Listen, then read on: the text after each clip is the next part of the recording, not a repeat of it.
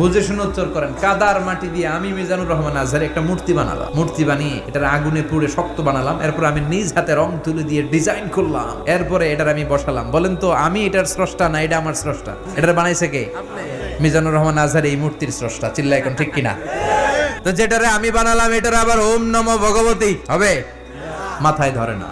ধরে নিলাম for an example আগুনটাই আমার খোদা। এতক্ষণ তো আগুন রে নম নম করতো, তো পানি দেওয়ার পরে আমার খোদা গেল কই? এতক্ষণ তো ছিল। সাইয়েদনা ইব্রাহিম ভাবলেন আগুন আমার রব হয় কি করে, এটাতে পানি ঢাললে এটা গেল কই? তিনি বললেন না, আগুন আমার খোদা হতে পারে না। এরপর দেখলেন কিছু লোক গরুর পূজা করে, তাদেরকে কটাক্ষ করছি না, শ্রদ্ধা রেখেই বলছি। ভাবেন তো, তিনি দেখতে পেলেন গরুর পূজা করে, আবার যখন জুতা বানানো দরকার গরু জবাই করে ওই গরুর চামড়া দিয়ে জুতা বানায়া পড়ে। তো এইটারে খোদা মানে কি করে? খোদার গায়ের চামড়া দিয়ে জুতা, কত বড় বেয়াদব। সাইয়েদনা ইব্রাহিম এই কমন সেন্স খাটালেন, ওনার বুদ্ধি বিবেক খাটালেন, চিন্তা করলেন, অনুসন্ধান করলেন, করতে করতে করতে উনি মহা সত্যের সন্ধান পেয়েছেন।